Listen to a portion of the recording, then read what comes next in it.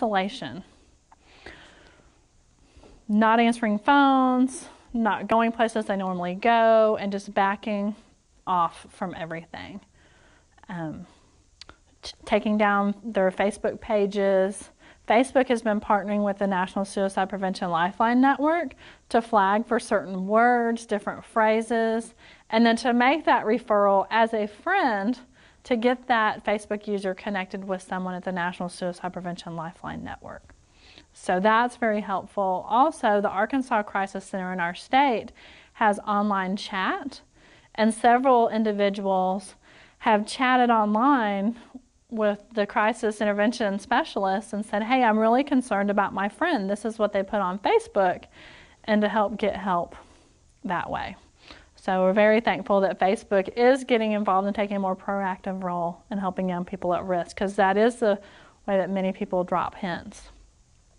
Using instant messaging, text messages, very big.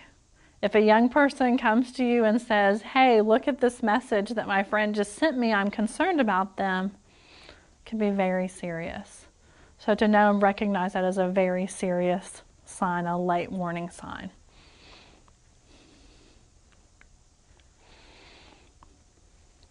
Look at some verbal cues.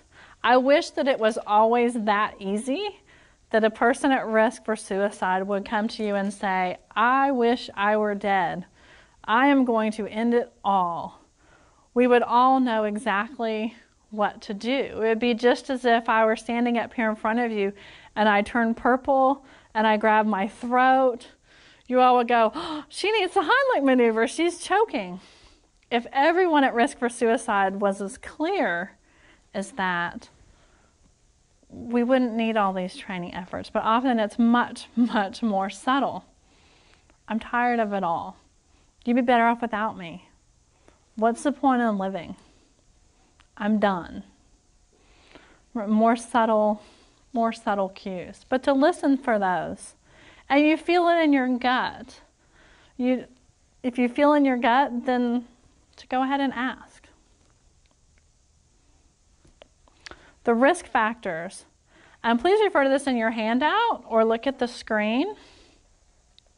It is a busy chart, but it's very important. As you'll notice, it's broken down into different domains. We have unchangeable.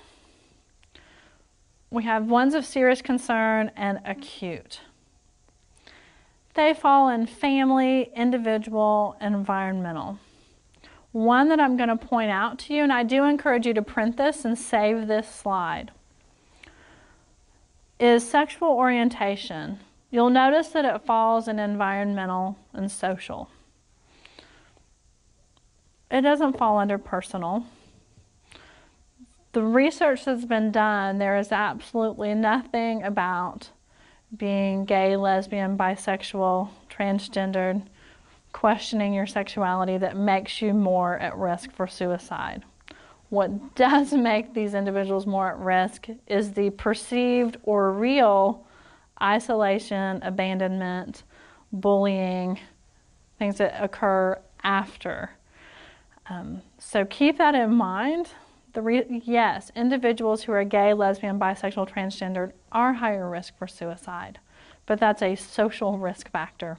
It is not a biological risk factor. It is strictly the social response. And unfortunately, because of that, many of the young people who are at risk, the school population, the family probably never knows. When I was with the Arkansas Crisis Center, we would get calls from young people, 16, 17, who were, they were contemplating suicide because they were afraid of how their family would respond to them if they knew that they were gay. So this is an environmental risk factor. Others that I want you to take note of, look in the predisposing. There is perfectionism, unrealistic parental expectations. These are not, when you think of your suicidal students, are you thinking about your honor society students? Are you thinking about your head cheerleader, your football captain? There are certain individuals, your ROTC students, there are certain individuals that set very unrealistic expectations for themselves and have a very small margin of error. Just because of that, it puts them in a higher risk factor group. Does that mean that they will be suicidal? No. Again, remember, these are predisposing conditions. It would be the same as if your parent had cancer, you're at higher risk. If in your family, high cholesterol, diabetes runs in your family, individuals with these risk factors are simply at a higher risk. You can have almost every risk factor on this chart and never have thoughts of suicide. Those individuals I would call weeble wobble people. They go through so much and they never fall down. They're extremely resilient. We don't know what makes some people more resilient. People in our society like Oprah Winfrey, Maya Angelou, they're weeble wobble people. You read their life stories, they have all of these risk factors. Many of you watching this will have several of these risk factors. Doesn't mean that you're having thoughts of suicide. No. It just means that it puts you in a higher risk group. Low communication skills. We learned some individuals, for those of you who work around adolescent boys, it seems like their vocabulary drops to I don't know and and shoulder stretches. Imagine if they can't communicate with you about what they want for lunch, let alone talk to you about something as serious about their thoughts of suicide. So it puts them at higher risk because they can't communicate very well what's happening. So to keep those in mind, and I do encourage you to save this chart, but to know it's just something that puts them at higher risk. For adolescents, there are a few that stand out. So if you'll look at the screen, for adolescents, these seem to be the most predominant risk factors for individuals who have died by suicide. Depression, anxiety, or mood disorder. Unfortunately, many of your major mental health illnesses, depression, schizophrenia, bipolar, borderline personality disorder, the age of onset is 15 to 24. And so oftentimes that is what precipitates their diagnosis is suicidal ideation. So pay close attention to those. Depression in anyone that lasts longer than 2 weeks is a sign that they could have clinical depression. So please encourage that person to get help, get a screening. You would do the same if your child had high blood pressure or kept passing out in your class. If you have a student that's depressed, please encourage that they get an assessment. Current or previous suicidal behavior.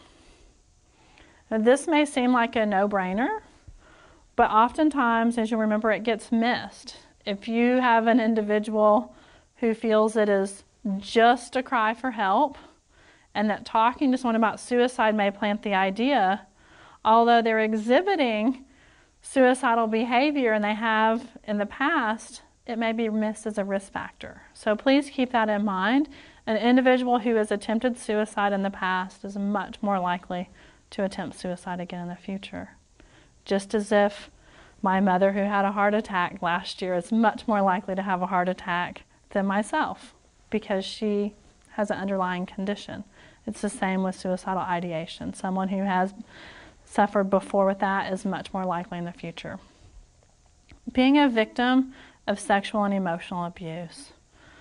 For young people, this is a very strong risk factor. Conduct problems. Oftentimes it's really difficult for our young boys especially to act sad. So instead, they act out. Oftentimes individuals who have died by suicide have been in trouble. They've acted out. They've acted inappropriately, impulsively, had conduct issues. So strongly encourage at your schools to also make sure your school resource officers go through the gatekeeper training, go through other suicide awareness training. They may come to the counselor, they may come to the teacher, they may end up in the principal's office or in jail. And having access to lethal means. We cannot stress that enough. If an individual does not have access to lethal means, it is very difficult for them to take their life. Protective factors. Having those supports, having that safety net, you can never, underestimate how much having one caring person in your life can make a difference. It's the same for our young people.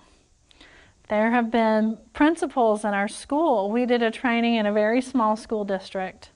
And when we took our break, which was right after this slide, so you guys can be ready for your break, they put out sheets of paper in the hall with every student's name, 9th through 12th grade, everyone's name, and asked all of the faculty and staff to go through, and if they knew that student, knew them by name, knew their face, to sign their name next to it. Because as a small school, I said, oh, we know all of our students. We know them all really well. I said, okay, Mark. And it was just as they had suspected. There were a few students, about 10%, that had everyone's name. You always have those students that just are Miss Congeniality, Mr. Popularity, and everyone knows them. The majority had one to two names. But there was a significant population, even in a very small town, that had no connection with that. And so at that point, that staff, making a conscious effort, we're going to pay more attention to these students. Studies have been done. If you just make eye contact, you don't have to have a formal mentoring program. If you do, I applaud you, but you don't have to. Just make eye contact with that student every day and say, how are you today, John? How are you today, Sarah? I missed you yesterday. Just them knowing that someone in the building cares that they're there can be a huge protective factor for any young person. Again, having the skills to think, communicate, and solve problems. A young person who doesn't know how to manage their anger or solve problems is not going to be very likely to make it through a suicidal crisis because they don't have those innate skills. So teaching young people, having a purpose, value, hope for the future.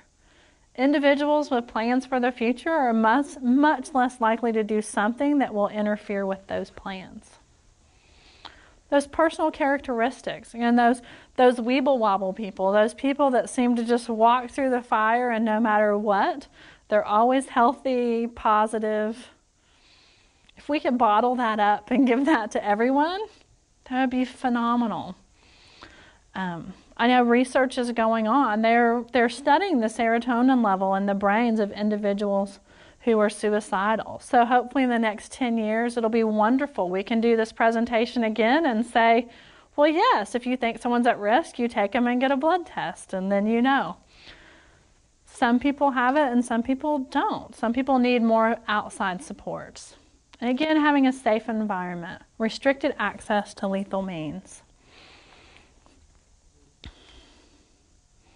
There's a lot of crossover between risk factors and warning signs. Although research is done every year and the research is getting better and more widespread, we still have a long way to go. If you look at federal funding spent on cancer research, AIDS research versus mental health research or suicide prevention, it's paltry. When you look nationwide, each year we lose almost as many people to suicide as we do to breast cancer. Help raise awareness of that in your community, because the lack of awareness so creates the lack of funds for this research. So more research needs to be done. There is no typical suicidal person. I wish with this video I could give you a test and say anyone that scores a 33 or higher needs this protocol, but it doesn't exist. There's still work to be done.